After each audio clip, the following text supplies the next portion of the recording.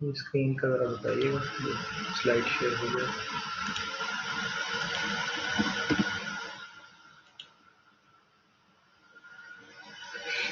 जी slide share हो रही है। Yes sir. लेक्चर में हम प्रॉब्लम ही कर रहे थे इसके।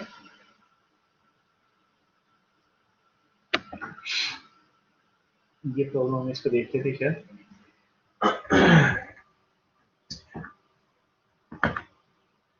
इसमें देखें क्या हमें क्या इंफॉर्मेशन गिवन है इस क्वेश्चन के अंदर। बहुत सारी एग्जांपल्स हैं जो सॉल्व की हुई हैं स्लाइड के ऊपर ही। ये स्लाइड्स मैं आपको अपलोड कर दूंगा उसके अंदर ब्लैक बोर्ड पे, आप इनको प्लीज बैठ के देखिएगा अच्छी तरह से। ठीक है, 5 ईयर मेच्योरिटी है, 1000 बॉन्ड की फेस वैल्यू है। ठीक है, फ्यूचर वैल्यू है, 2.2% जो है वो कूपन रेट है और सेमी एनुअल कूपन है। ठीक है, ठीक। Interest rate drop and bonds yield to maturity decrease to 2%। पहले 2.2% थी, अब हमने वो निकाला था कि भाई जो सेमी एनुअल पेमेंट थी वो $11 की थी और एनुअल पेमेंट $22 की थी। जो सेमी एनुअल पेमेंट कर रहे थे तो 22 को हमने 2 से डिवाइड करके $11 एवरी 6 मंथ्स किया। तो अब वो कहते हैं कि इंटरेस्ट रेट ड्रॉप हो गया, interest rate drop and a bond's yield maturity decreases to 2%. 2% पे चलेगी उसकी, 2.2%. Expressed as APR, annual payment rate with a semi-annual compounding. What price is the bond trading for now? अब उसकी price क्या है, यानी आपने प्रेजेंट वैल्यू निकालनी है, उसका फ्यू निकालना। ठीक, ये आपने। And what is the effective annual yield? Effective annual yield क्या होगी, आपने शायद पढ़ा होगा। एनुअल रेट, एक तो आपका एपीआर होता है ना, एनुअल पेमेंट रेट एपीआर, और एक आपका इफेक्टिव एनुअल रेट होता है। इन दोनों में फर्क क्या होता है, कंपाउंडिंग का डिफरेंस होता है, इसकी और इसकी कंपाउंडिंग में फर्क होता है। एनुअल पेमेंट रेट के अंदर जो आपकी कंपाउंडिंग होती है वो एनुअली होती है। इफेक्टिव एनुअल रेट जब अगर कंपाउंडिंग सिंगल हो तो फिर ये दोनों सेम होंगे। अगर आपकी कंपाउंडिंग हो रही है एक से ज्यादा हो, अगर सेमी एनुअल है तो इसका मतलब है साल के अंदर 2 बार कंपाउंडिंग होती है उसकी, यानी एक साल के 2 पीरियड बन जाते हैं, तो फिर उसका ईएआर और एपीआर का फर्क होता है। तो इन द सेम वे, क्योंकि आप यील्ड निकाल रहे हैं, उसकी एनुअल यील्ड निकाल रहे हैं, तो वो कहता है इफेक्टिव एनुअल यील्ड उसकी निकाल रहे हैं, उसमें आप इसका डिफरेंस देखते हैं। तो इसका एक फॉर्मूला होता है जो हम यूज करते हैं, मैं आपको यहीं दिखा देता हूँ फॉर्मूला।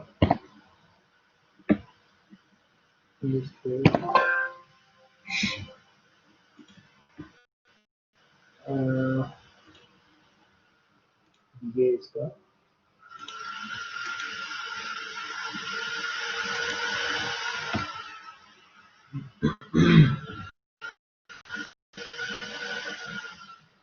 इसका है फॉर्मूला।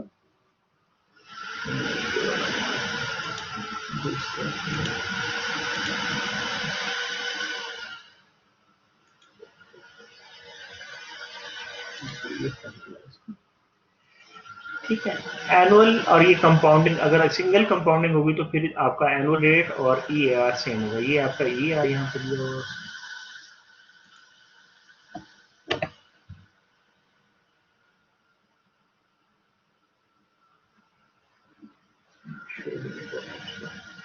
अच्छा ये ईएआर है, ये आपका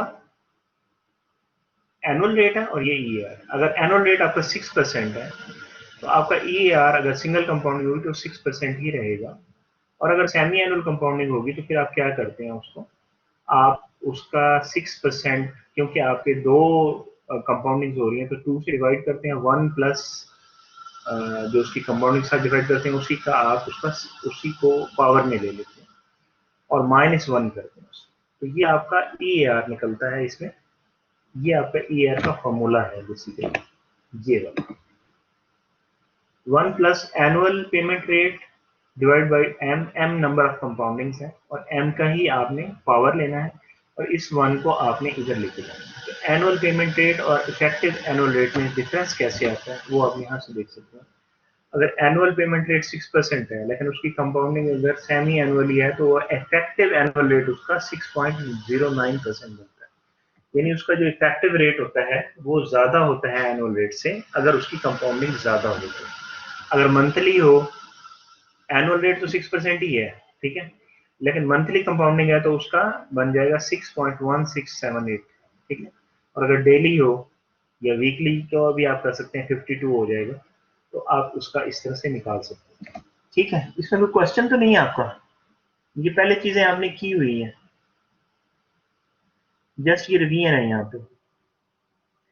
तो आप जब यील्ड टू मैच्योरिटी उसकी निकालेंगे, इफेक्टिव यील्ड निकालेंगे, तो उसमें भी कुछ इस तरह से करेंगे, आप उसकी कंपाउंडिंग के साथ उसको डिवाइड करके -1 करेंगे, ठीक है।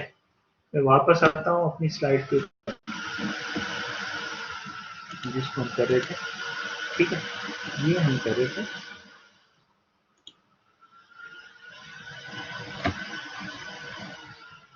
समझ रहे हैं? कोई आंसर? जाग रहे हैं? Are you there? किसी की आवाज नहीं आ रही।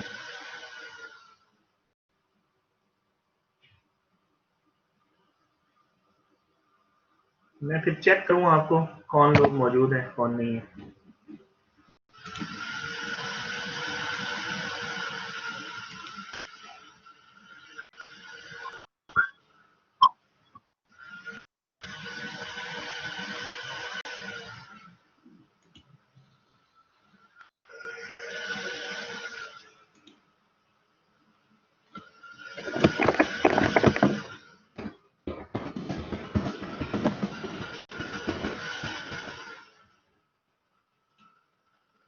लेट्स सी, देखते हैं कितने लोग आप में से मौजूद है। बोल नहीं रहा कोई भी।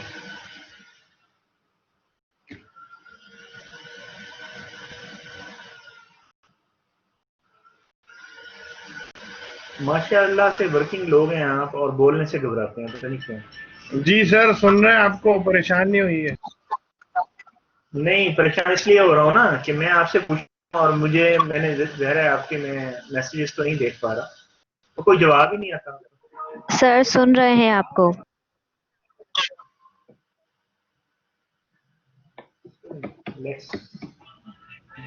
सर बीच में ना इंटरनेट लैग करता है तो कभी कभार आवाज कट जा रही है। ठीक है जी, आपकी जो वजह है उसको कबूल कर लो, ठीक है जी। एनुअल इंटरेस्ट रेट और एनुअल पेमेंट रेट में क्या डिफरेंस है ये मैंने आपको बता दिया। तो यहाँ पे वो कहता है इफेक्टिव एनुअल यील्ड निकालनी है। In the same way you will find the effective annual yield, but first of all you need to find the price, ठीक है, कि इस बॉन्ड की प्राइस क्या होगी।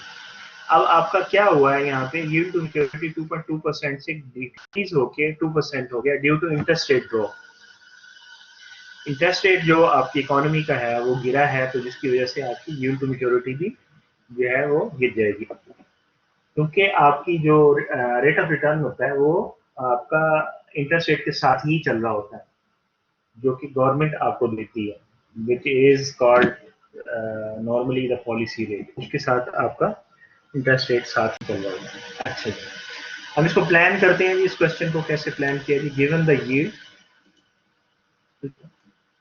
यील्ड आपको पता चल गई कितनी, 2% हो गई है, ठीक है, पहले 2.2% थी, अब 2% हो गई। We can compute the price, ये वो बिल्कुल वो वाली इक्वेशन, स्टार्ट वाली इक्वेशन जो हमने की थी जिसमें एनुटी और वो था। First note that 2% APR is equivalent to semi annual rate of 1%, 1% के बराबर होगा, ठीक है। Also recall the cash flows of this bond are annuity of 10 payments of $11 each, ठीक है। एनुटी इसकी वो बन रही थी $11 each की, paid every 6 months and one lump sum cash flow of 1000 face value जो उसकी थी आपको मिल रही थी आफ्टर 5 years, 10 6 months पीरियड से, ठीक है। अच्छा, ये सारा कुछ आपको पता चल गया। तो आपने इन वैल्यूज को पुट कर देना, ठीक है। आपकी कूपन पेमेंट जो है, कूपन रेट जो है वो आपका सेम है, ठीक है। यील्ड टू मैच्योरिटी आपकी डिक्रीज हो गई है, 1% से चली गई। ये देखें, ये आपका कूपन रेट आ गया, कूपन पेमेंट आ गई। ये आपका यील्ड टू मैच्योरिटी 1% हो गई है और आपने इसको फॉर्मूले में डाला, ठीक है। ये आपकी एन्युटी का है फॉर्मूला, और ये आपका मैच्योरिटी के ऊपर जो आपको मिलना है इसका डिस्काउंट है, ठीक है। तो आपने इसकी प्राइस निकाली, इसकी प्राइस कितनी होनी चाहिए जी, 1009.47 होनी चाहिए, ठीक। तो फर्स्ट पार्ट हो गया आपके क्वेश्चन का। वो कह रहे थे कि प्राइस फाइंड करें कि इसकी प्राइस क्या होनी चाहिए, ये क्या प्राइस होगी। इंटरेस्ट रेट डिक्रीज होने के बाद उसकी प्राइस भी डिक्रीज हो रही है, इंक्रीज हो रही है। पहले कितनी प्राइस आई थी इसकी, प्राइस थी पहले इसकी, मेरे ख्याल में पहले ज्यादा थी प्राइस। हम देख लेते हैं पीछे, पहले क्या प्राइस थी। ये प्राइस थी पहले, नहीं ये वाला नहीं था, दूसरा क्वेश्चन था ये वाला, ये प्राइस थी, ये प्राइस थी। यहाँ यील्ड मैच्योरिटी 2.2% निकाला था हमने, क्या निकाला था 1.5%। तो ये भी नहीं, पीछे जाना पड़ेगा और पीछे जाना पड़ेगा।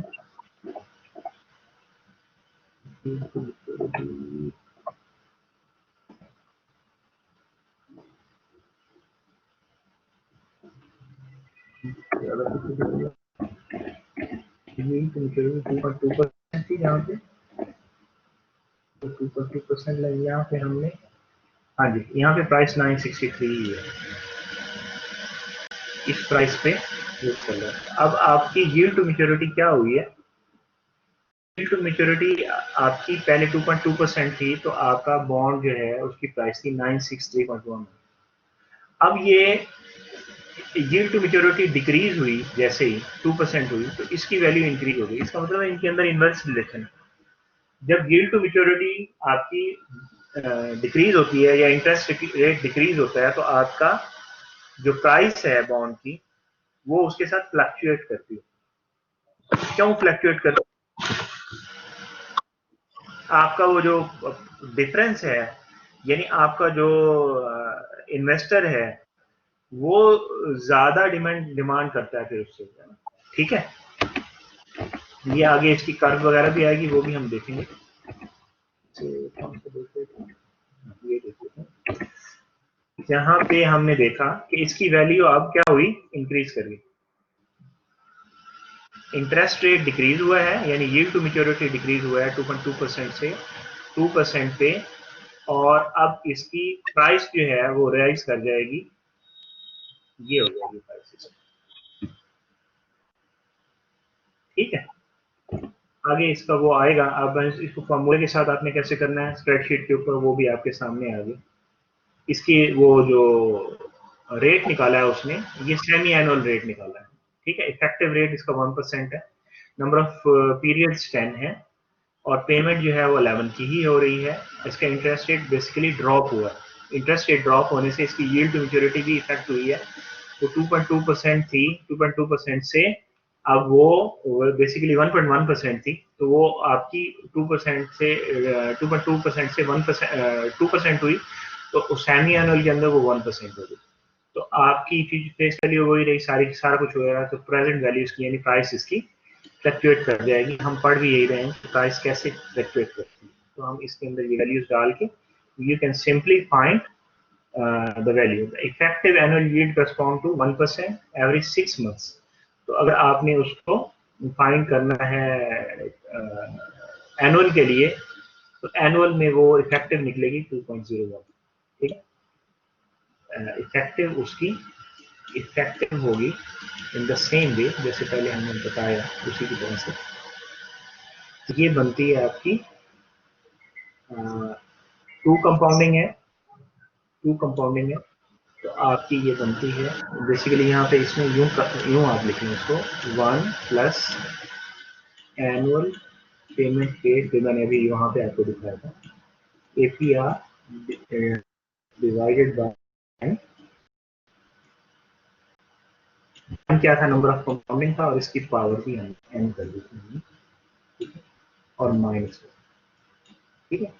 तो आपका एपीआर क्या था? एपीआर आपका 2%, ठीक है। कंपाउंडिंग कितनी है? वो 2 है। अच्छा, परसेंट है,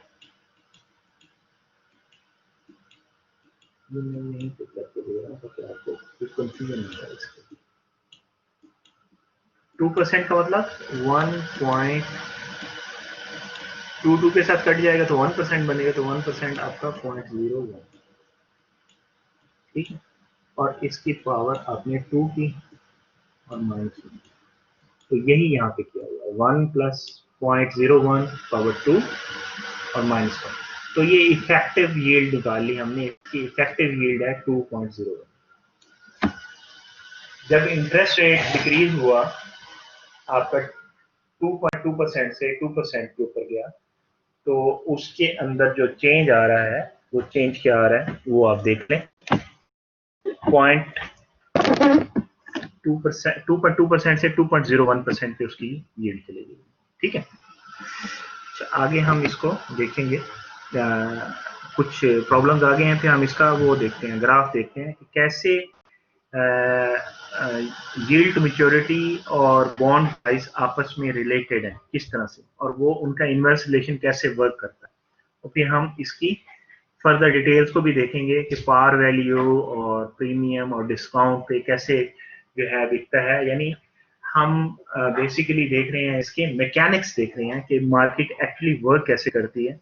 जब इंटरेस्ट रेट फ्लक्चुएट करता है तो यील्ड टू मैच्योरिटी चेंज होती है, यील्ड टू मैच्योरिटी चेंज होती है तो उससे बॉन्ड प्राइसेस भी चेंज होती हैं, वो भी इफेक्ट होती हैं, ठीक है। ये उसकी वैल्यूएशन यहाँ पे उसने दी हुई है। The bond price has risen 1009.47, lowering the return from the invest 5% to 1% per 6 months period, ठीक। तो पहले जो इफेक्टिव रेट था 1.5% था, अब 1% हो गया पर 6 months। तो ये आपका interest rate has drop, interest rate drop की वजह से ये हुआ। So the lower return brings the bonds yield into the line with the lower competitive rates.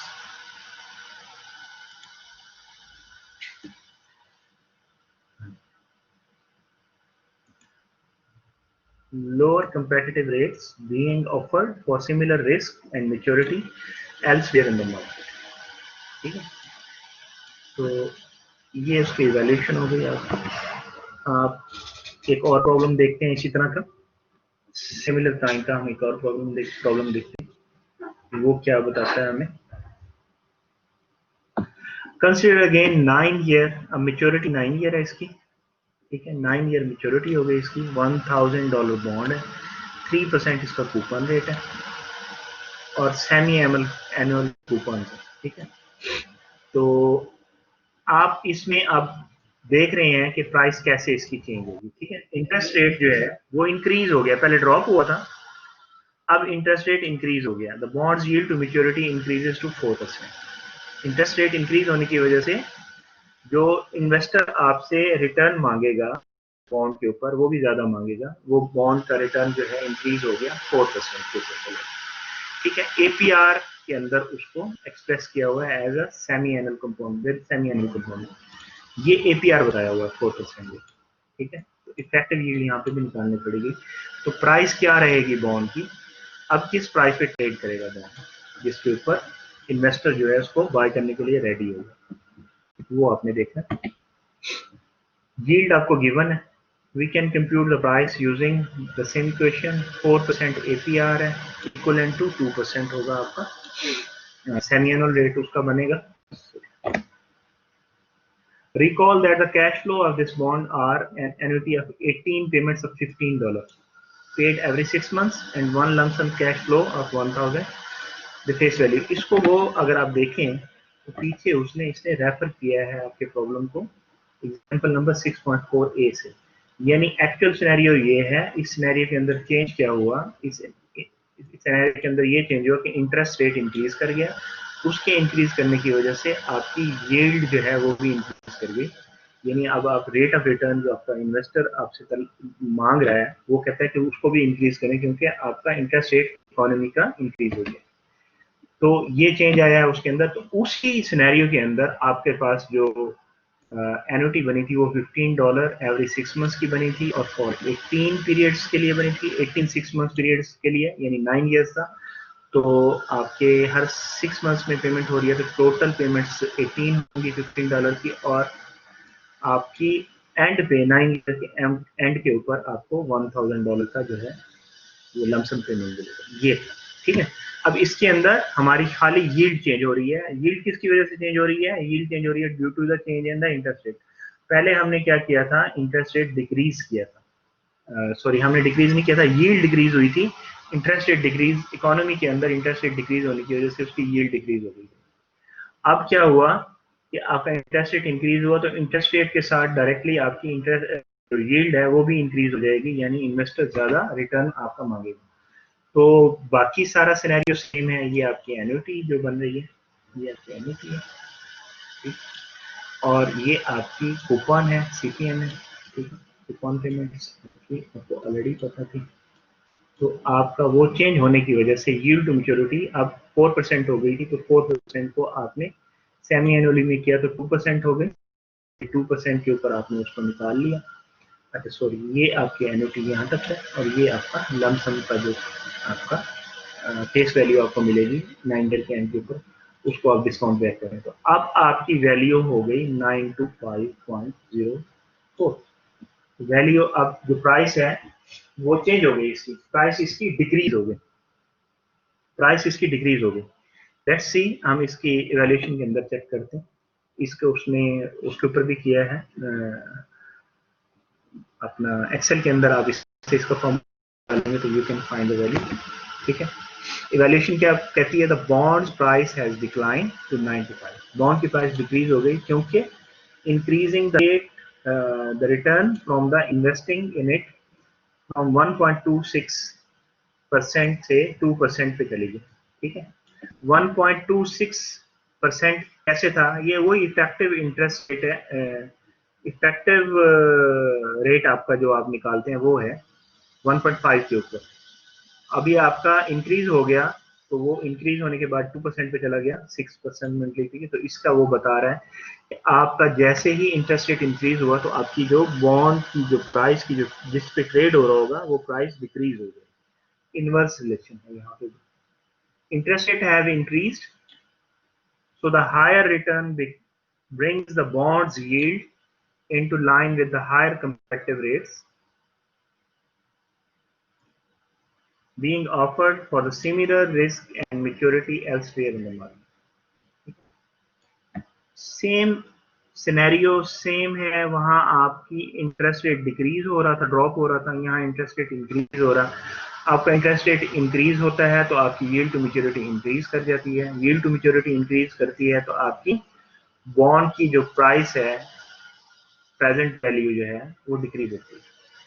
अगर आपका इंटरेस्ट रेट डिक्रीज होता है तो आपकी यील्ड टू मैच्योरिटी डिक्रीज होता है, यील्ड टू मैच्योरिटी डिक्रीज होता है तो आपकी बॉन्ड की जो प्राइसिंग है वो इंक्रीज कर जाती है।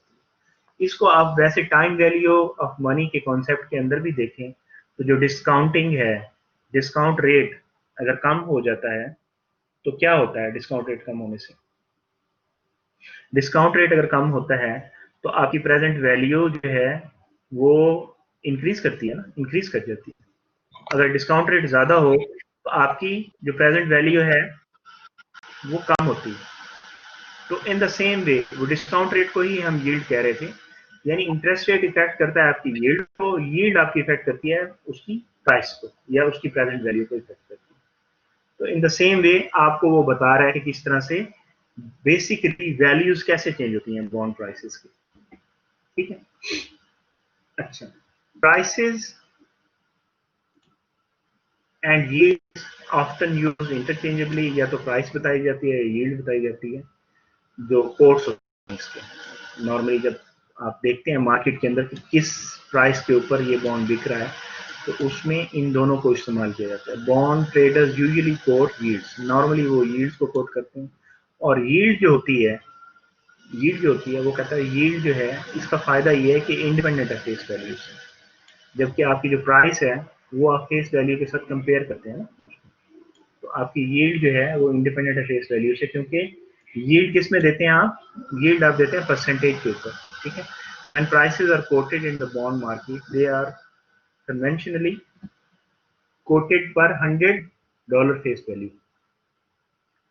ठीक है, फेस वैल्यू को नॉर्मली वो कहते हैं कंसिडर करते हैं 100 के ऊपर जब आपको यील्ड बताते हैं, क्योंकि फेस वैल्यू तो नहीं बताएंगे ना, वो यील्ड बताएंगे, तो यील्ड को आपने कहां पे लेना है, 100 के ऊपर ही लेना, राइट। ये हमने अभी जो चीज देखी है, ये वही चीज है जिसके ऊपर हम अभी वो लेके आए कि बॉन्ड प्राइसेस क्यों चेंज होती हैं, due to change in the interest rates. ठीक है, या आपकी जो बॉन्ड अदरवाइज क्या होगा, इसका दूसरी तरह से इसको कैसे देखेंगे, यील्ड टू मैच्योरिटी अगर आपकी चेंज होती है तो आपकी बॉन्ड की प्राइस चेंज हो जाती है। ठीक, तो अब हम देखते हैं तीन चीजों को। आपकी एक तो हो गई ना, आप कहते हैं कि फेस वैल्यू होती है, फेस वैल्यू वो होती है जो बॉन्ड के ऊपर लिखी होती है। ठीक है, अब आपका हमने कहा जी जो आपका बॉन्ड है उसकी एक प्राइस भी होती है, market price. Market price face value से ग्रेटर होगी, बड़ी होगी, इक्वल होगी या फिर कम होगी फेस वैल्यू। ठीक है, फेस वैल्यू पे या तो इक्वल होगी या कम होगी या बड़ी होगी। अगर बड़ी होगी वैल्यू तो हम कहते हैं कि ये अच्छा, अगर फेस वैल्यू पे अगर आपका बॉन्ड ट्रेड कर रहा है तो हम कहते हैं ये एट पार है, इसको हम कहते हैं कि ये एट पार है, इसीलिए हम पार वैल्यू भी इसको कहते हैं। ये बेसिकली ट्रेडिंग के लिए जब हम वैल्यू इसकी लेते हैं तो ट्रेडिंग की वैल्यू के अंदर हम इसको कहते हैं कि ये पार वैल्यू पे ट्रेड कर रहा है, मीन फेस वैल्यू पे ट्रेड कर रहा है। अगर फेस वैल्यू और जो जिस वैल्यू पे वो बिक रहा है बॉन्ड, वो दोनों वैल्यू सेम है तो हम कहते हैं ये एट पार है। ठीक है, आपका बॉन्ड जो है is being traded at par. और अगर आपका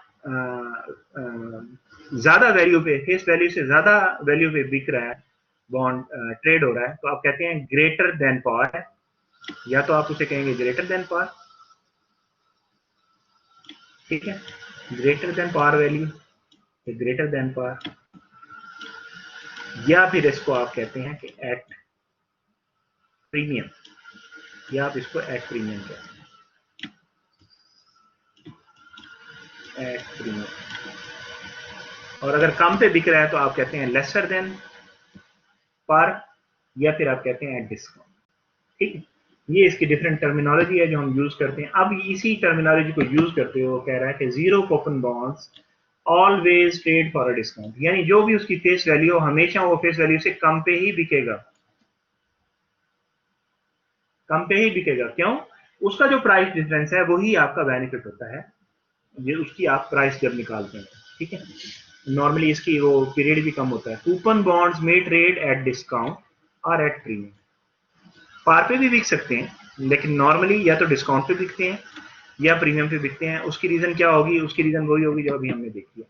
most issuers of the coupon bonds, जो इशू करते हैं कूपन बॉन्ड को, अभी यहाँ पे जो बॉन्ड हम देख रहे हैं वो नॉर्मली गवर्नमेंट के हैं, तो government is the issuer of the bond, तो वो क्या चूज करते हैं? चूज कूपन रेट, जो इंटरेस्ट रेट वो डिसाइड करते हैं वो क्या कौन सा होता है? Choose a coupon rate so that the bond will initially trade at और वेरी क्लोज टू पार, यानी वो जिस पे उसको ट्रेड करते हैं या वो उसको पार वैल्यू के करीब करीब रखते हैं। ठीक है, यानी उसकी जो इंटरेस्ट रेट है उसको, उसके साथ आप यानी इंटरेस्ट रेट जो आपका होता है इकोनॉमी का, उसके साथ आप उसको बेसिकली मैच करते हैं ताकि वो कंपेटिटिव रहे। यानी जो इंटरेस्ट रेट मार्केट के अंदर चल रहा है उससे आप थोड़ा ज्यादा देंगे ना। अब ये अगर हम गवर्नमेंट की बात करें तो गवर्नमेंट उसी के ऊपर रखेगी जिसपे वो जो आपका इन्वेस्टर है वो रेडी हो उसको बाय करने के लिए।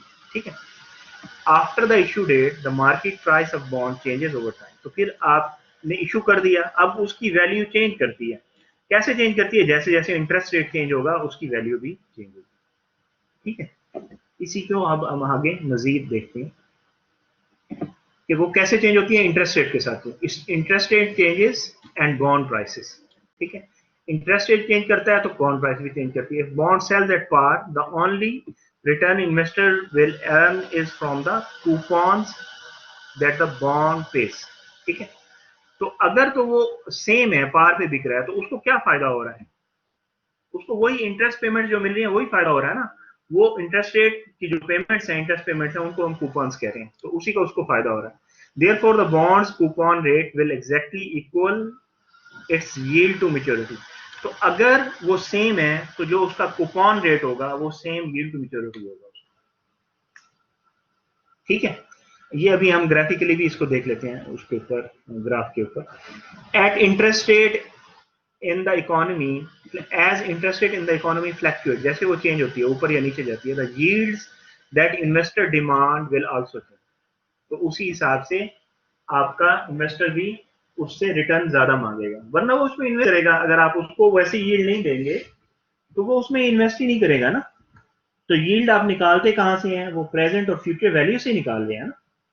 हमने बिल्कुल स्टार्ट जब किया था बॉन्ड को, तो हमने देखा था कि हमारे पास उसकी एक फेस वैल्यू जो है, उसकी फ्यूचर वैल्यू जो हमें मेच्योरिटी में मिलती है, और एक वो वैल्यू है जिसपे वो ट्रेड हो रहा है। हमारे पास वो दोनों वैल्यूज थी, तो हमने उन दोनों वैल्यूज के साथ उसकी यील्ड निकाली थी कि इसके ऊपर हमें रिटर्न कितना मिल रहा है, ठीक है। तो वो आपका जो रिटर्न है, जो आप उससे मांग रहे हैं, जो डिफरेंस की वजह से जो रिटर्न आ रहा है उसका, वो रिटर्न आप कहते हैं कि जो प्रीवेलिंग इकोनॉमी के अंदर जो इंटरेस्ट रेट है, उस इंटरेस्ट रेट के कम से कम इक्वल होना चाहिए, ठीक है। उससे कम होगा तो फिर आप उसमें क्यों इन्वेस्ट करेंगे? फिर आप उसमें इन्वेस्ट नहीं करेंगे। फिर आप क्या करेंगे? फिर आप उठाएंगे वो अपनी अमाउंट और उसको बैंक में रख देंगे, बैंक अकाउंट में रख देंगे। Why should I by any security? तो सेफ प्ले करेंगे आप, आपको हमेशा रिटर्न उससे कम से कम इक्वल या उससे ज्यादा चाहिए होता है, ठीक है। तो ये इसीलिए इंटरेस्ट रेट उसके लिए बहुत इंपॉर्टेंट है बॉन्ड प्राइसेस के लिए, ठीक है। ये आप देखें ग्राफिकली इसको, एक साइड पे यील्ड टू मैच्योरिटी आपकी दी हुई है और एक तरफ से बॉन्ड प्राइस है। जैसे ही आपकी यील्ड टू मैच्योरिटी इंक्रीज करती है, जो कि बेसिकली ये इंटरेस्ट रेट के साथ आपकी चल रही है, इंटरेस्ट रेट जो आपका मार्केट पे है उसके साथ चल रही है। अगर आपका इंटरेस्ट रेट ड्रॉप होता है, ठीक है, ये वैसे उसने ये ग्राफ बनाया है उसी के हिसाब से, जो अभी हम प्रॉब्लम कर रहे थे उसके हिसाब से, तो उससे कैलकुलेट किया हुआ है।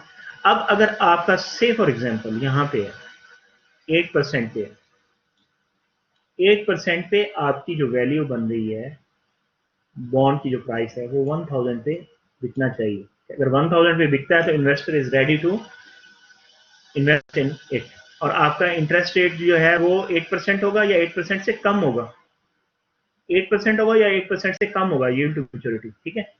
तो आप क्या करते हैं? आप कहते हैं जी इंटरेस्ट रेट ड्रॉप कर गया। अब ड्रॉप कर गया, फॉर एग्जांपल 50 बेसिस पॉइंट पे ड्रॉप कर गया, तो यानी वो 0.5% से गिर गया, तो वो शायद 7.5% पे हो गया, तो फिर उसकी प्राइस क्या हो जाएगी?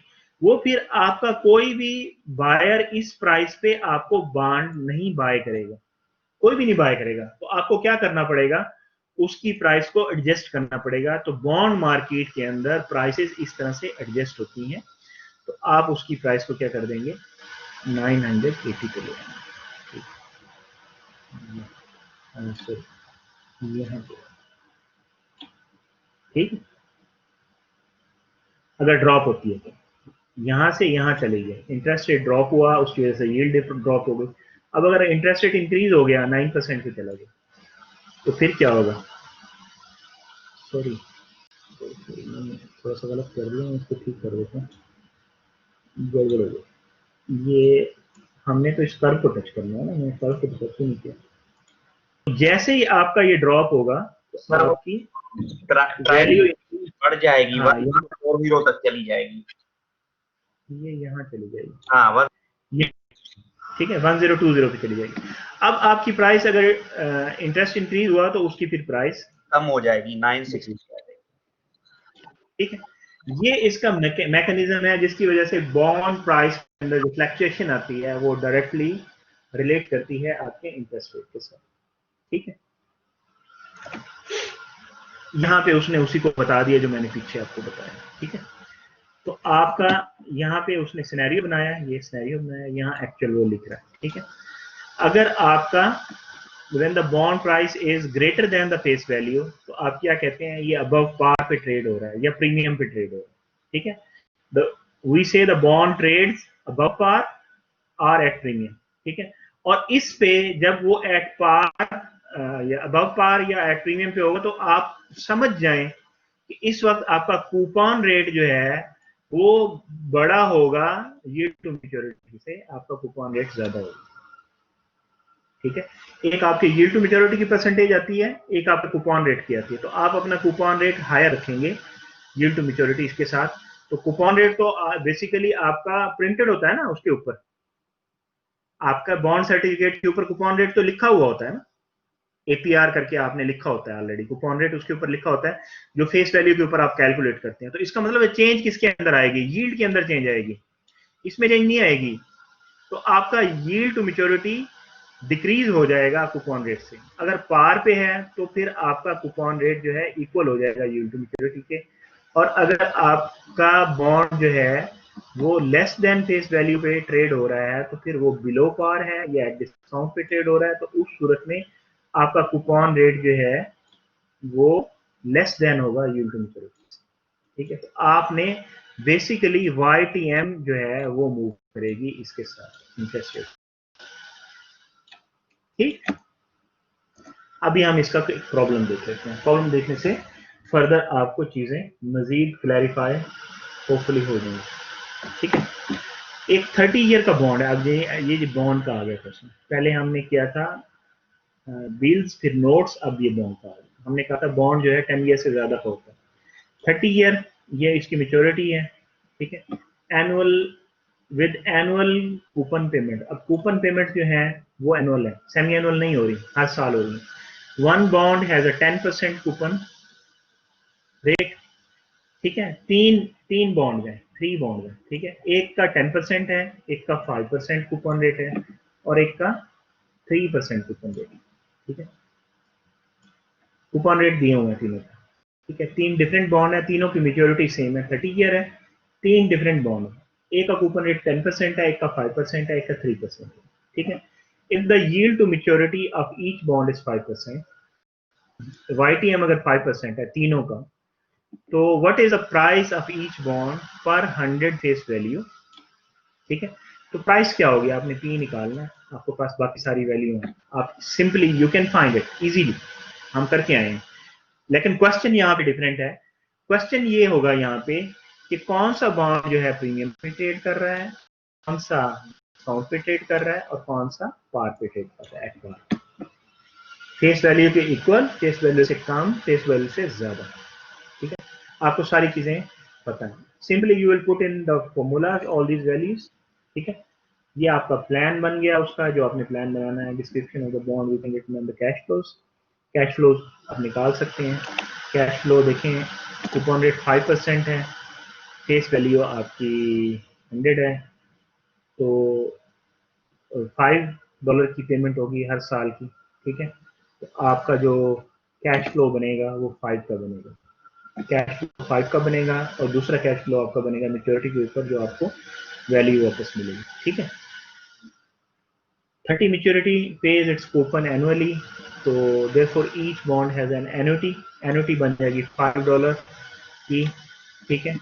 30 सालों के लिए 30 पेमेंट्स बन जाएगी, नंबर ऑफ पीरियड 30 हो जाएंगे। Then the face value paid at lump sum, इसको आप डिस्काउंट कर लेंगे 30 ईयर्स के ऊपर, जो आपका फेस वैल्यू है $100 की। They're all price so that their yield to maturity is 5%, ये आपकी 5% है, meaning that 5% is the discount rate. ये इसको डिस्काउंट रेट बना दें आप, उसके फॉर्मूला के अंदर डालें, लें। अच्छा सॉरी, एक का कूपन रेट था 10%, एक का था 5%, एक का था 3%। यील्ड टू मैच्योरिटी सबकी 5% थी, ये यील्ड टू मैच्योरिटी थी, ठीक है। और ये आपका नंबर ऑफ पीरियड, ठीक है।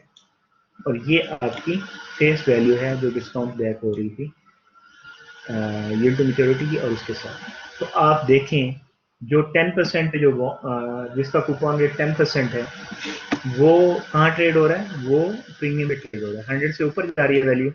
और जो आपका बॉन्ड 5 जिसका कूपन रेट है वो 100 पे ट्रेड हो रहा है, और जिसकी 3% है वो डिस्काउंट पे ट्रेड हो रहा है, उसकी वैल्यू 100 से कम हो रही है। यानी फेस वैल्यू से आप कंपेयर करके देख रहे हैं, फेस वैल्यू 100 है, ये 176 का बिक रहा है, ये फेस वैल्यू 100 है, ये 100 का ही बिक रहा है, ये 100 फेस वैल्यू 100 का ही दिख रहा है, ये फेस वैल्यू 100 है, ये 69.26 का दिख रहा है, ठीक है, ये ट्रेड हो रहा है इसके ऊपर। तो ये आपका बन गया। अब यहां से हम इंपॉर्टेंट जो रिजल्ट्स हैं उनको उठा सकते हैं, इंपॉर्टेंट रिजल्ट्स को हम आप उठा सकते हैं। आप ये कहते हैं अगर कि जी एक बॉन्ड है जो 100 जिसकी फेस वैल्यू है, ठीक है, उसकी उस वो एट पार जो है वो ट्रेड हो रहा है, एट पार ट्रेड हो रहा है, और उसका कूपन रेट फॉर एग्जांपल 5% है, 5% कूपन रेट है, तो आप बता सकते हैं कि इसका कूपन रेट और इसका यील्ड टू मैच्योरिटी सेम होगा, इसका कूपन रेट और यील्ड टू मैच्योरिटी सेम होगा। यही हमने पीछे देखा ना, कूपन रेट और यील्ड टू मैच्योरिटी दोनों सेम होंगे। तो you can tell yield to maturity without calculating rate, आपका जो कूपन रेट है वही आपका YTN है, अगर वो पार पे दिख रहा है तो, ठीक है, हमने ये कंक्लूड कर लिया यहां से, ठीक है। और अगर आपका बॉन्ड बिक रहा है एट प्रीमियम, तो certainly your coupon rate is, coupon rate में CR लिख देता हूं उसको, कूपन रेट को CR is greater then your YTM आपका 5% है, कूपन रेट आपका 10%। तो you must know from the trading value कि इसका कूपन रेट ज्यादा होगा, इसका YTM कम होगा, तभी इन्वेस्टर इसके अंदर इन्वेस्ट करेगा। सिमिलरली अगर वो डिस्काउंट पे बिक रहा है तो इसका मतलब उसका कूपन रेट जो है वो less than yield to maturity होगा, ठीक है। हमने इंपॉर्टेंट चीजें यहां से हमने कंक्लूड कर ली। अब आप पीछे जाएं, जो हम बात कर रहे थे, यहां पे देखें, यहां पे वही चीज नजर आ रही है आपको, यहां पे भी वही चीज नजर आ रही है। Coupon rate is greater than yield to maturity, coupon rate is equal to yield to maturity, coupon rate is less than yield to maturity. किस पे? डिस्काउंट पे, पार पे इक्वल, प्रीमियम पे ज्यादा, ठीक। So see the things are converging, converge करेंगे।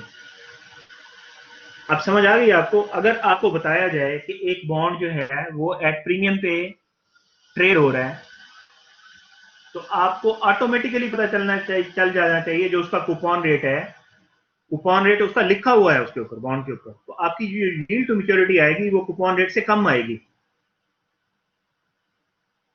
और अगर आपका बॉन्ड ट्रेड हो रहा है डिस्काउंट के ऊपर, तो आप समझ जाएं जो आपके पास कूपन रेट है, आपका कूपन रेट जो है वो कम होगा और यील्ड टू मैच्योरिटी ज्यादा आएगी इसकी, तभी इसके अंदर आपका इन्वेस्टर इन्वेस्ट करेगा। Got it? आंसर चाहिए आपका? इंपॉर्टेंट चीज है ये। ये सर क्लियर है, समझ जी सर क्लियर है, क्लियर है। चलें, that's good, will move forward. ये उसकी इवैल्यूएशन उसने दी हुई है, वही चीज बताई है जो अभी हम बात कर रहे थे। ये एक और प्रॉब्लम दिया हुआ है, इन द सेम वे, बिल्कुल सेम प्रॉब्लम है। वो कहता है कि 3 बॉन्ड्स हैं, तीनों की मैच्योरिटी 30 इयर्स है, ठीक है, एक का कूपन रेट 12% है, एक का 6% है और एक का 2% है, ठीक है, और यील्ड टू मैच्योरिटी 6% है। Already you know the yield to maturity, और फेस वैल्यू उसकी 100 है। तो आप बताएं कौन सा बॉन्ड पार पे बिक रहा है, कौन सा डिस्काउंट पे, और कौन सा प्रीमियम पे बिक रहा है। तो simply in the same way you will find the values. आप देख लें, ये इसकी वैल्यू ज्यादा आई, ये प्रीमियम पे है, ये पार पे है, और ये डिस्काउंट, राइट। सिमिलर एग्जांपल है, यू कैन डू दिस। अब यहां पे आप देखें, ये आपका इफेक्ट नजर आ रहा है टाइम का, effect of time on bond prices. 5% coupon rate पे, 10% कूपन रेट पे, और 0 कूपन बॉन्ड के ऊपर। ये 0 कूपन बॉन्ड भी यहाँ पे शो किया हुआ, ठीक है। यहाँ पे आपकी बॉन्ड प्राइस है, ठीक है, और यहाँ पे आपके नंबर ऑफ ईयर्स, ठीक है। ये तीनों बॉन्ड्स 30 ईयर की मैच्योरिटी के थे, तो 30 ईयर आपकी मैच्योरिटी है, ठीक है। इसको टर्म कह लें आप, 30 की है, 30 के ऊपर जाके आप इसको देख रहे हैं सबको। अब आप देख लें इसकी वैल्यूज कैसे मूव कर रही हैं, ठीक, बॉन्ड प्राइसेस कैसे मूव कर रही हैं। जैसे जैसे आप आगे मूव करते जाते हैं, 30 पे जाके ये सारी वैल्यूज क्या कर जाती हैं आपकी, कन्वर्ज कर जाती हैं। ये सेम के ऊपर रहता है और ये इसमें आपकी वैल्यूज इस तरह से जैसे जैसे टाइम इंक्रीज कर रहा है आपका, उसी तरह से इसकी वैल्यू क्या कर रही है, बॉन्ड प्राइस अगर हम इसकी लाइन बना दें तो बॉन्ड प्राइस इंक्रीज कर रही है। इसकी देखें बॉन्ड प्राइस टाइम इंक्रीज करने के साथ बॉन्ड प्राइस डिक्रीज कर रही है, ठीक है। इसकी बॉन्ड प्राइस चेंज ही नहीं हो रही, अनअफेक्टेड है, सेम रह रही, सेम रह रही, ठीक है। तो you can see this graphically. अब वो इस प्रॉब्लम को इसी तरह के डिफरेंटली हम इसके उसको देख रहे हैं, इसी के टाइम इफेक्ट को इसके ऊपर देख रहे हैं। देखिए सपोज ये प्रॉब्लम आया, प्रॉब्लम से हम इसको अंडरस्टैंड करने की कोशिश करते हैं। You purchase a 30 year zero coupon,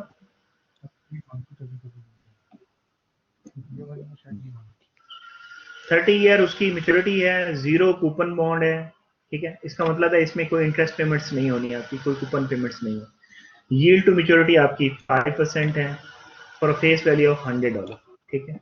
bond with initially trade for, किस पे ट्रेड करेगा, यील्ड टू मैच्योरिटी ऑलरेडी आपके पास है। यू कैन फाइंड इसको डिस्काउंट कर लेना, 5% इसका डिस्काउंट रेट बन जाएगा, आप इसको डिस्काउंट कर लें। अभी ये कब कितने पे आपका बिक सकता है, 23.14 पे बिकेगा, ठीक है। अगर इसको 23.14 पे अगर हम बेचें तो ये एग्जैक्टली सेम वैल्यू है, $100 बन जाएगी ये इन 30 ईयर्स, इन 30 ईयर ये $100 बन जाएगी। तो ये एट पार पे आप, ये एट डिस्काउंट, ये तो हमेशा डिस्काउंट पे बिकता है ना, तो ये हमेशा डिस्काउंट पे बिकेगा, तो ये उसकी वैल्यू होगी मिनिमम वैल्यू जिसके ऊपर नहीं, मैक्सिमम वैल्यू जिसके ऊपर आपका इन्वेस्टर इसको बाय कर सकता है, ठीक है। If the bonds yield to maturity remains 5%, what will its price be 5 years later. ये तो 30 इयर्स की है ना, अब आप इसको देखें यहाँ पे 5 इयर्स पे इसकी क्या प्राइस होगी, ये प्राइस होगी, ये 23 यहाँ पे बन रही थी, समथिंग लाइक, ठीक है, 30 समथिंग आएगी, ठीक है। तो if you purchase the bond at 23.14 and sold it 5 years later, what would be the rate of return? Rate of return basically आपका वही yield to maturity है जो आपने निकालना है यहाँ पे, कैसे निकालेंगे of your investment. So let's see. Originally तो 30 years का bond है, ठीक है, 5 year पास हो गए हैं, then it's 25 years left to maturity. तो 5 साल इसमें से कम कर दें 30 में से, तो 25 years रहेगा ना।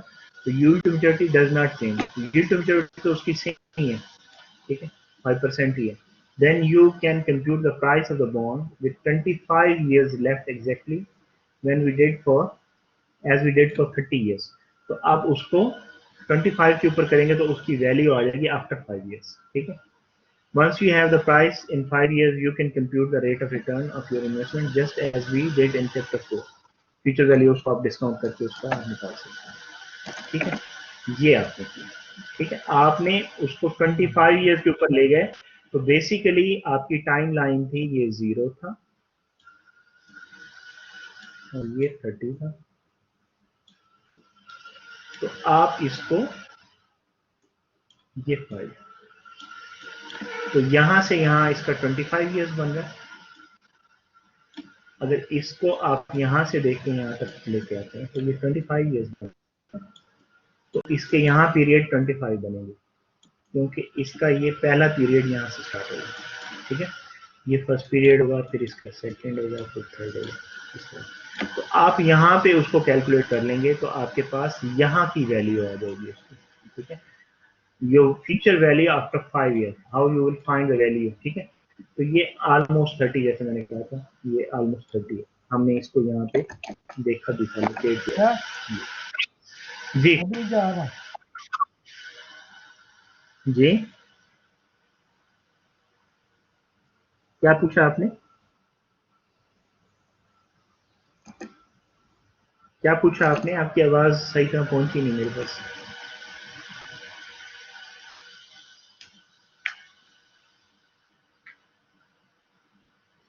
अच्छा जी, बोलेंगे आप तो फिर मैं क्या कह सकता हूँ।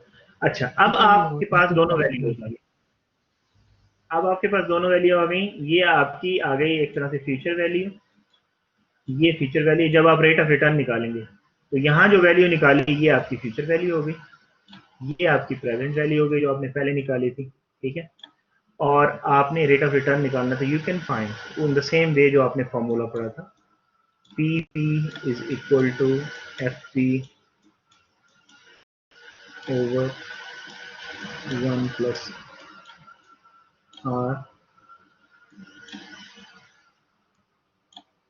और ये 5 ईयर्स, ठीक है, क्योंकि 5 ईयर्स के बाद ये वैल्यू है आपकी, ये 5 ईयर्स की वैल्यू प्रेजेंट में जो निकाली वो ये है, और रेट ऑफ रिटर्न आपने निकालना है और यहाँ से निकाल सकते हैं। तो आपने सिंपली इसको रीएडजस्ट किया, F V over P V 1 plus R की पावर 5 है तो आपने इसको 1/5 कर दिया, इसी को रीएडजस्ट करके ये आपने इसका रेट ऑफ रिटर्न निकाल लिया, तो ये 5% ही आ रहा है, ठीक है। That is your rate return is the same as a yield to maturity.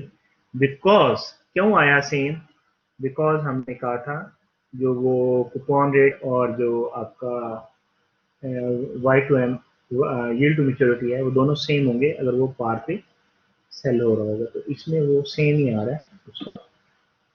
आपने फाइंड किया, आप इसको कह सकते हैं कि जस्ट बाई चांस है, लेकिन बेसिकली क्योंकि वो सेम एनुटी के अंदर आप दो डिफरेंट प्लेसेस पे दो डिफरेंट टाइम स्लॉट्स के ऊपर आप उसको चेक कर रहे हैं, तो दैट्स वाई उसका रेट ऑफ रिटर्न सेम रहेगा, क्योंकि उसी रेट ऑफ रिटर्न के ऊपर आपने यहाँ पे वैल्यू निकाली, उसी रेट ऑफ रिटर्न पे यहाँ पे निकाली। अब आपके पास ये दोनों वैल्यूज आ गई, तब आप रेट ऑफ रिटर्न निकालेंगे तो तब भी वही निकलेगा जो एक्चुअली उसका यील्ड टू मैच्योरिटी था, वही निकलेगा। तो that's why you got the 5% here also, ठीक है। तो इसकी वैल्यूएशन में वो यही चीज बता रहा है, ठीक है। Bond price is higher, note that the bond price is higher, hence the discount from its face value is smaller. When there is less time to maturity, the discount shrinks because the yield has not changed, but there is less time until the face value will be received. This example illustrates the more general property for a bond. If a bond yield to maturity does not change, then the rate of return of an investment in the bond equals its yield to maturity, ठीक है। वो दोनों equal हो जाते हैं, ये वही बात है जो पीछे उसने की थी, अब इसने इसे यहाँ पे दूसरी तरह से वही बात आपको समझाने की कोशिश की है। राइट जी, एनी क्वेश्चन? इसी तरह का एक और एग्जांपल आगे भी है, सेम क्वेश्चन है इस तरह से, इसको आप देख लीजिएगा, ठीक है। सेम क्वेश्चन है, सॉल्व किया हुआ है इन द सेम वे। अभी हम इसको थोड़ा सा देख लेते हैं, ये इस स्लाइड को देखने के बाद हम जो है देखते हैं आगे क्या है। Interest rate risk and bond prices, यानी इंटरेस्ट रेट का जो चेंज होना है वो इंटरेस्ट रेट रिस्क हो गया आपका, effect of bond prices predictable, but unpredictable changes in rates also effect prices. तो आपकी बॉन्ड प्राइस को ये भी इफेक्ट करता है। एक तो आपका टाइम फैक्टर है, हमने अभी टाइम फैक्टर को देखा ना, टाइम फैक्टर यानी आपकी मेच्योरिटी इंक्रीज या डिक्रीज होती है, उससे भी आपका बॉन्ड प्राइस चेंज होता है। अभी हमने पिछली एग्जांपल और एक एग्जांपल मैंने छोड़ दिया, उन दोनों के अंदर आपने ये देखा, लेकिन वो कहता है कि अगर आपका इंटरेस्ट रेट चेंज होता है तो उसकी वजह से भी आपके चेंजेस आते हैं। Bonds with different characteristics will respond differently. Characteristics जो बॉन्ड की हैं वो वही हैं जो हमने देखी, उसकी फेस वैल्यू क्या होगी, उसका कूपन रेट क्या होगा, तो जीरो कूपन होगा या कूपन बॉन्ड होगा, कौन सा बॉन्ड होगा, तो उस हिसाब से आपका जो रिस्पॉन्स होगा उसका इंटरेस्ट रेट के ऊपर वो चेंज होगा, ठीक है। Investors view long term bonds to be riskier than the short term bond. Long term bond को रिस्कियर क्यों कहते हैं, क्योंकि आपका टाइम स्पेन जब ज्यादा होता है तो उसके अंदर इंटरेस्ट रेट के अंदर फ्लक्चुएशन ज्यादा आने के चांसेस होते हैं, तो इसीलिए आप कहते हैं कि जो लॉन्ग टर्म बॉन्ड है वो ज्यादा रिस्की है as compare to short term bond. जबकि आप ये भी कहते हैं कि जब आपकी नंबर ऑफ पीरियड्स इंक्रीज होते हैं तो आपका जो रिटर्न है उसके ऊपर वो भी इंक्रीज होता है। ये भी अलग एक चीज है, हम यहाँ रिस्क की बात कर रहे हैं, एक रिटर्न की बात है, तो वो बेसिकली ये हमारी दोनों चीजें जाके आगे डिस्कस भी होंगी। अगर आपने जो आपका नेक्स्ट कोर्स होगा फाइनेंस का, विच इज मेरे ख्याल में वो है फाइनेंशियल स्ट्रेटजी एंड पॉलिसी, उसके अंदर आपने पढ़ना है rate and risk and return को, कि जैसे जैसे आपका रिटर्न जो है चेंज होता है उसी तरह से उसके ऊपर रिस्क भी चेंज होता है, या आपका जैसे जैसे रिस्क चेंज होता है उसी तरह से आपका रिटर्न भी चेंज होता है। यानी जब अगर कोई रिस्कियर चीज होती है तो उसके ऊपर आपका जो इन्वेस्टर है वो ज्यादा बेटर रिटर्न जो है वो डिमांड करता है। ठीक है, इसके आगे प्रॉब्लम है, हम इसके प्रॉब्लम अभी नहीं कर रहे हैं, ये हम नेक्स्ट सेशन के अंदर करेंगे। या चले मैं एक प्रॉब्लम आपको सॉल्व कर देता हूँ यहाँ पे, फिर इसके एक दो एग्जांपल्स और भी सॉल्व की हुई हैं उसके, उसको आप खुद से देख लीजिएगा। उसके बाद हम आज का सेशन क्लोज करते हैं। अगर आपका कोई क्वेश्चन हो तो आप पूछ सकते हैं, मैं इस प्रॉब्लम को कराता हूँ तो फिर आप कोई क्वेश्चन पूछना चाहें तो पूछ सकते हैं। 10 ईयर मेच्योरिटी है, ठीक है, कूपन बॉन्ड है, इसका मतलब जीरो कूपन नहीं है, इसकी कूपन पेमेंट्स भी होंगी। And a 30 year coupon bond, एक 10 ईयर का है एक 30 ईयर्स का है, यानी इसकी मेच्योरिटी 10 ईयर्स में है, इसकी 30 ईयर्स में है, बोथ विद 10% एनुअल कूपन्स। ठीक है, ये इसको कूपन रेट दिया हुआ है, 10% कूपन रेट है। By what percentage will the price of each bond change, कितनी परसेंट उसकी प्राइस चेंज होगी if its yield to maturity increases from 5% to 6%।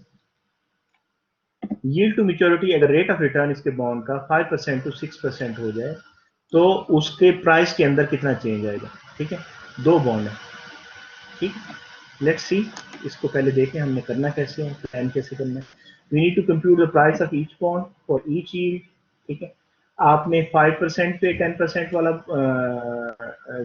10 years वाला बॉन्ड देखना है, फिर 6% पे 10 ईयर्स वाला बॉन्ड देखना है, इस तरह से 5% पे आपने 30 ईयर्स वाला बॉन्ड देखना है, फिर 6 ईयर्स पे 30 ईयर्स वाला बॉन्ड देखना है, दोनों को देखना है। दोनों को आपको कहता है कि कंप्यूट कर लेंगे price of each bond for each yield to maturity and then calculate the percentage change in the prices. दोनों की प्राइसेस उसके ऊपर निकाल के आप फिर वो परसेंटेज चेंज आप उसमें निकाल लेंगे। For both bond the cash flows are, दोनों का जो कूपन रेट है वो सेम है, $10 पर ईयर है। ठीक है, $100 फेस वैल्यू है उसकी, इसमें फेस वैल्यू का उसने जिक्र किया था नहीं किया, देखो अगर फेस वैल्यू का जिक्र नहीं किया तो उसने 100 ही लिया है। ठीक है, अगर फेस वैल्यू का जिक्र नहीं होगा तो आप 100 ही लेंगे, तो उसने 100 ही लिया। तो वो कहते हैं 100 फेस वैल्यू होगी and then the $100 face value repaid at maturity. दोनों में एक में 10 ईयर है तो 10 ईयर उसको 100 वापस मिल जाएंगे, दूसरे का 30 ईयर में उसका 100 वो वापस मिल जाएगा। The only difference is the maturity का फर्क है, 10 ईयर है और 30 ईयर है। With those cash flows we can use equation 6.3 to prices। एक एनओटी बन जाएगी उसी तरह से, एक एनओटी और एक लमसम जो है आपकी पेमेंट बनेगी, दोनों को प्लस कर देंगे आप। ठीक है, एक में एनओटी आपकी 10 पेमेंट्स की बनेगी, एक में 30 पेमेंट्स की बनेगी, राइट। दोनों की प्राइसेस आपके निकल आएंगी और दो प्राइसेस निकलेंगी, एक की यील्ड टू मैच्योरिटी 5 पे निकालेंगे, फिर एक 6 पे निकालेंगे। लेट्स सी, देखें 10 ईयर की, ये देखें ये एनओटी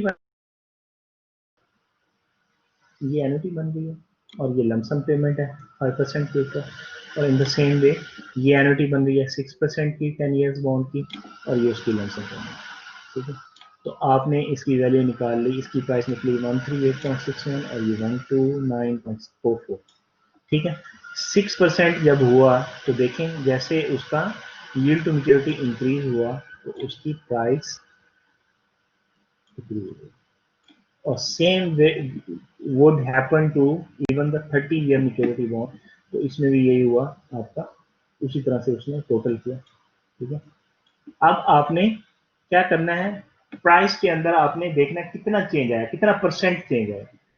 तो आपकी ये जो प्राइस है, ये जो प्राइस है 6% के ऊपर है, जो कि हायर यील्ड के ऊपर है। हायर यील्ड की प्राइस को पहले लिखा, लोअर यील्ड की प्राइस को बाद में लिखा, और नीचे आपने बाद वाली प्राइस के ऊपर आपने डिवाइड कर दिया। परसेंटेज चेंजेस कैसे निकालते थे, ये आपका बेस बन जाएगा, इसको बेस बना के आपने किया। तो -6.6% से आपकी वैल्यू डिक्रीज हुई। जब आपकी वैल्यू 5 से 6% पे जाएगी, 5% रिटर्न से 6% रिटर्न पे जाएगी, तो आपकी जो बॉन्ड की प्राइस है वो -6.6 यानी 6.6% से डिक्रीज करेगी। माइनस का मतलब डिक्रीज करेगी, उसकी बॉन्ड की जो प्राइस है वो 6.6% से डिक्रीज करेगी, और 30 इयर्स बॉन्ड के अंदर आप देखेंगे तो उसकी वैल्यू 12.3% से डिक्रीज करेगी अगर 1% का चेंज उसके अंदर आता है। ठीक है, तो what we conclude from here, how we will evaluate this, दोनों की कर्व्स बनाई है उसने, 30 इयर्स की भी और उसकी भी, और इसको उसने बताया 30 years bond is almost twice as sensitive। ठीक है, आप देखें यहाँ जो प्राइस है 6.6 से रिड्यूस की है, यहाँ 12 से, तो इसे 2 से मल्टीप्लाई करें तो 12 बनेगा, तकरीबन 2%, यानी ट्वाइस द सेंसिटिविटी है इसकी। तो ये ज्यादा डिक्रीज कर रहा है जो जिसका मेच्योरिटी ज्यादा है। Change in the yield then is 10 years bond. In fact, if we graph the price and yield of the two bonds, we can see that the line for 30-year bond shown in blue, ठीक है, is steeper, ये ज्यादा खड़ी हुई है। ठीक है, ये ज्यादा लिखी हुई है, ये ज्यादा खड़ी हुई, तो ये ज्यादा खड़ी खड़ी है, तो ये खड़ी खड़ी जो है उसके अंदर ज्यादा चेंज आएगा, वो ज्यादा सेंसिटिविटी शो कर रही है आपकी, यानी थोड़ा सा चेंज आप एक्स एक्सिस के अंदर लेके आते हैं, 7 से 8% लेके आते हैं। हम इसको देख लेते हैं यहाँ पे, 7% इसकी ये वैल्यू है और 8% पे इसकी ये वैल्यू, तो आपका इतना एक्सचेंज होने से इतना वाई चेंज हो रहा है। एट द सेम टाइम आप इसका वाई का देखें, वाई के ऊपर कितना, ये इसकी ग्रीन के ऊपर देखें, ग्रीन वाली लाइन के ऊपर, तो ग्रीन वाली लाइन के ऊपर एक पॉइंट ये है, एक पॉइंट ये है। अगर हम इन दोनों पॉइंट्स को अगर देखें तो इसके अंदर कितना चेंज आ रहा है, इसमें चेंज कम है comparatively as compare to change in these two. ठीक है, तो इसके अंदर कितना चेंज आ रहा है, इसके अंदर भी चेंज हम देख लेते हैं, ये चेंज आ रहा है इसके अंदर, मैं इसको यहाँ दिखा देता हूँ। ठीक है, ये y के अंदर इतना चेंज आ रहा है 10 इयर्स के अंदर,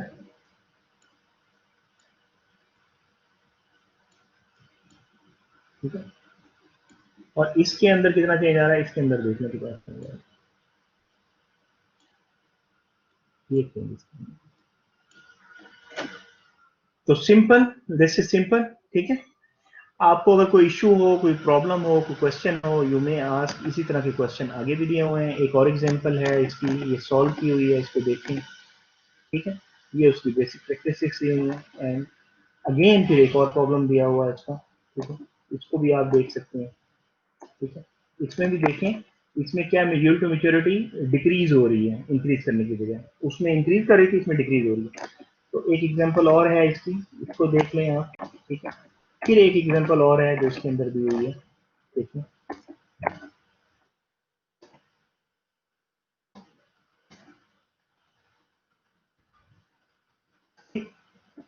यहाँ पे। तो आपके पास 3-4 एग्जांपल हैं जो आप फर्दर देख सकते हैं। हम यहाँ से काम स्टार्ट करेंगे अपना, वाई बॉन्ड प्राइसेस चेंजेस पे। ये आखिरी स्लाइड है, इसको भी देख लेते हैं। ये जो कुछ हमने कंक्लूड किया already, we have concluded bond prices are subject to the effects of both passage of time. दो चीजों से चेंज होता है, एक मैच्योरिटी से, यानी आपका टाइम चेंज हो जाता है, दूसरा इंटरेस्ट रेट से, ये कंक्लूड कर रहा है उसको। ठीक है, prices converge to face value, यानी वो मिल जाती हैं, कन्वर्ज कर जाती हैं, एक ही पॉइंट पे आ जाती हैं। ऐसे टाइम गुजरता है, हमने ऐसे बनाया था ना ग्राफ, ऐसे। ठीक है, ये डिस्काउंट वाला था नीचे, ये प्रीमियम वाला था, और ये पार वाला। तो ये कन्वर्ज होती हैं वैल्यूज आपकी, जैसे जैसे टाइम इफेक्ट इंक्रीज करता है तो ये कन्वर्ज करती हैं, वैल्यूज ज्यादा करीब, बॉन्ड प्राइसेस करीब आती हैं, but move up and down because of the changes in the yield. अगर यील्ड का फर्क आता है तो फिर ये वो आपकी दूर दूर जाती हैं, चेंज होती हैं, यानी डाइवर्ज करती हैं। ठीक है, तो इस तरह से इसका उसने 4 फैक्टर्स निकाल लिए, एक टाइम, एक इंटरेस्ट रेट, और टाइम इफेक्ट जो है वो कन्वर्ज करता है, और जो यील्ड इफेक्ट है वो आपका डाइवर्ज करता है। ठीक है, that's all for today's class. एक इसका हमारा रह गया है अपना कॉर्पोरेट बॉन्ड्स का, ये हम अगले सेशन में कर लेंगे मेरे ख्याल में, इस पर 30-40 मिनट्स लगेंगे हमारे। और आपका ये बॉन्ड्स वाला जो है आज टॉपिक ऑलमोस्ट जो है this is done. Now if you have question you may ask the question, otherwise I will close the session for today's session. Sir मेरा एक क्वेश्चन था एग्जाम के हवाले से कि एग्जाम की प्रिपरेशन हम लोग जो है वो किस तरीके से करेंगे फाइनल एग्जाम की. एक्सेल के अंदर कैसे करेंगे? एग्जाम के लिए प्रिपरेशन कैसे करेंगे, मतलब कौन से एरियाज इम्पोर्टेंट है या किस तरीके से प्रैक्टिस करेंगे फाइनल एग्जाम के लिए. मैं आपको नेक्स्ट सेशन में एक्सेल पे करके दिखा दूंगा. It's very simple.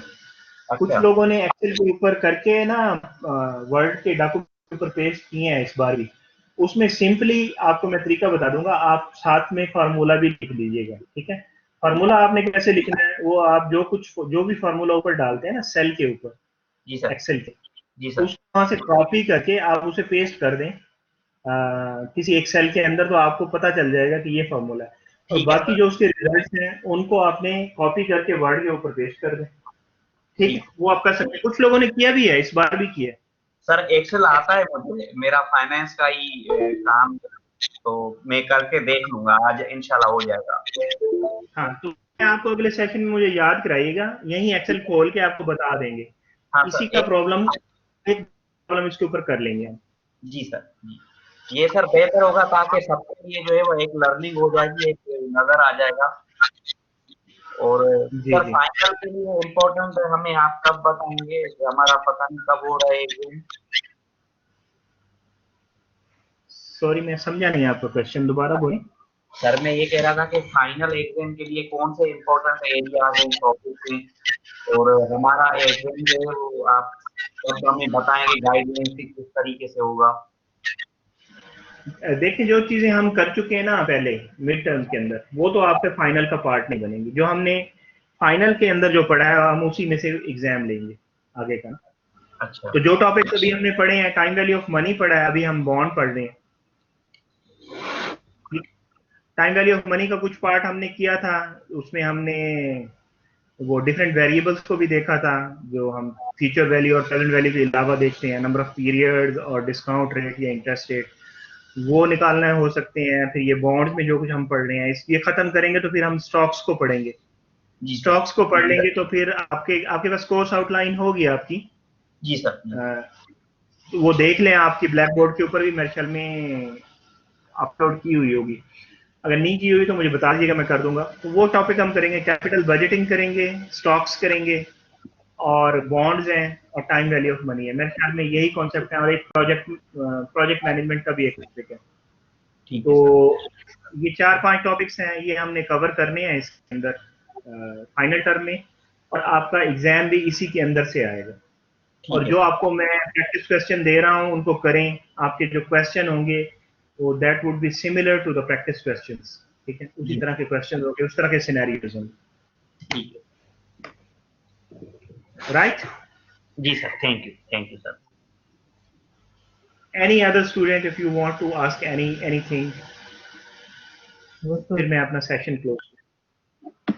सर ज्यादातर लोगों ने तो क्वेश्चन नहीं पूछना होता ना. उन्होंने ये पूछना होता है कि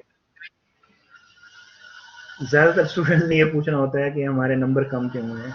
आपने यार ये नहीं पूछा आपके नंबर कम क्यों हुए. स्ट्रेंज. सर मेरा नाम बंटी लाल है और अल्लाह का शुक्र है आपने मुझे जो है वो अच्छे नंबर दिए, इसलिए मैंने आपको पूछा मेरे नंबर कम क्यों है. आपका जैसे पेपर किया हुआ था, आपका पेपर मैंने बहुत डिटेल में चेक किया. जी sir. Thank you so much. आपकी पूरी क्लास में से कोई ऐसा स्टूडेंट नहीं है जिसका पेपर मैंने डिटेल के साथ ना चेक किया. और वैसे पेपर मैंने दिया भी बहुत इजी था आपको ना. जी सर. जी that was not difficult paper. जो कुछ आपने पढ़ा था उसी में से दिया था. जी सर. बिल्कुल यू आर राइट सर. तो ठीक है. जी सर. 3 स्टूडेंट्स हो रहे हैं जी हमारी क्लास में. अभी तक 3 लोगों ने रिस्पांस नहीं दिया. जी पूछें. सर आपने जो कोर्स आउटलाइन दिया हुआ उसके अंदर आपने रिपोर्ट प्रेजेंटेशन और असाइनमेंट का कुछ बोला हुआ. रिपोर्ट प्रेजेंटेशन और क्या है असाइनमेंट। जी? असाइनमेंट दूंगा मैं आपको, हम मिनिमम 2 असाइनमेंट दूंगा मैं आपको, हो सकता है 3 भी हो जाए। हम ये बॉन्ड्स का चैप्टर कंप्लीट कर लेते हैं ना, तो एक बॉन्ड्स के ऊपर एक असाइनमेंट दूंगा, फिर हम स्टॉक्स का कंप्लीट करेंगे तो एक असाइनमेंट उसके ऊपर भी दूंगा, और हो सकता है एक असाइनमेंट हम फाइनल से पहले भी कर लें, तो उससे आपको हेल्प हो जाएगी एग्जाम की प्रिपरेशन के अंदर ना, और हम थोड़े थोड़े मार्क्स भी उसके रख देंगे। ठीक है सर। तो सर ये ठीक है जी। रिपोर्ट प्रेजेंटेशन कैसी है? रिपोर्ट प्रेजेंटेशन वो बेसिकली जो कोर्स आउटलाइन आपके पास है ना, वो पुरानी है, फेस टू फेस क्लासेस की है, उसमें हाँ। ग्रुप्स बना के प्रोजेक्ट दिया जाता था, तो फिर वो आप आके अपनी रिपोर्ट बना के प्रेजेंट करते थे वहाँ पे। ऑनलाइन में तो चूंकि हम वो कर नहीं पा रहे ना, तो हम ये कर सकते हैं कि एक मिनी प्रोजेक्ट आपको दे दें ग्रुप्स बना के आपके ना, जब हमारा कोर्स कंप्लीट होने के करीब होगा, 1 या 2 वीक का टाइम लेके, तो हम जो है ना उसको आपको एक प्रोजेक्ट दे दें, वो आप ग्रुप्स में कर लें, वो ग्रुप्स में करके आप बस खाली सबमिट करा दें, तो वो असाइनमेंट टाइप होगा या आपकी ग्रुप असाइनमेंट हो जाएगी, हम उसको मिनी प्रोजेक्ट कह सकते हैं। तो वो अगर आप लेना चाहें तो वो हम कर सकते हैं, उसको कर लेंगे। ठीक। Right? हाँ सर, ये ठीक रहेगा। ठीक है, तो आपकी 2 असाइनमेंट्स होंगी और 1 प्रोजेक्ट होगा। ठीक है। तो ठीक है सर। जैसे जैसे ये टॉपिक्स कंप्लीट होते हैं तो फिर असाइनमेंट्स देंगे आपको। स्टार्ट में क्योंकि टॉपिक्स इजी थे और बिल्कुल बेसिक थे, तो वो हाँ उस पे मैंने आपको क्विजेस दिए हैं, क्विजेस भी आपके आएंगे। बॉन्ड्स हम खत्म करेंगे तो एक क्विज लूंगा मैं बॉन्ड्स का भी। ठीक है, ठीक है सर। ओके जी, टेक केयर एंड अल्लाह हाफिज। आप एग्जिट कर सकते हैं आप सेशन को। जी सर, ओके, अल्लाह हाफिज। अल्लाह हाफिज। Thank you sir. अल्लाह हाफिज़। ओके जी, वेलकम।